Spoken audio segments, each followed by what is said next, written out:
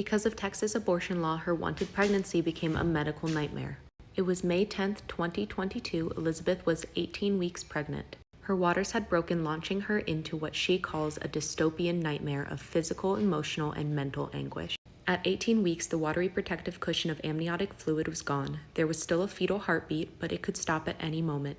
Among other risks, both the fetus and Elizabeth were now highly vulnerable to a uterine infection. Elizabeth was given two options. One option was to end the pregnancy, that's called a termination for medical reasons. The other option is called expectant management, in which Elizabeth would stay in the hospital and try to stay pregnant until 24 weeks. Outcomes from expectant management vary greatly depending on when the waters break. For a fetus at 18 weeks, the chance of survival in that state is almost non-existent. Fetuses who do survive a premature delivery can die soon after birth, or if they survive, may experience major problems with their lungs or suffer strokes, blindness, cerebral palsy, or other disabilities and illnesses. For the parent who chooses expectant management, they were 4 times as likely to develop an infection and 2.4 times as likely to experience a postpartum hemorrhage than those who terminated the pregnancy. In some cases, the infection can become severe or life-threatening, leading to sepsis, hysterectomy, or even death. After talking with her husband James, they both agreed they should end the pregnancy. But a fight began, which Elizabeth first became aware of as her doctor paced the hall outside her room talking on her phone. After one conversation, the doctor returned to her bedside,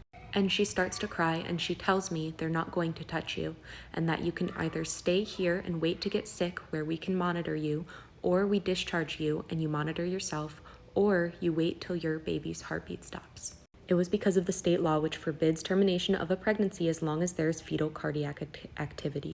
Elizabeth had to exhibit enough signs of an infection before they could terminate the pregnancy under the law's medical emergency clause. After succumbing to a serious infection, the ethics panel had reached a decision, the doctor told them. Unnamed, unknown doctors, somewhere, had come to an agreement that Elizabeth could be induced that night. Abortions are sometimes needed out of an act of an emergency, out of an act of saving a person's life.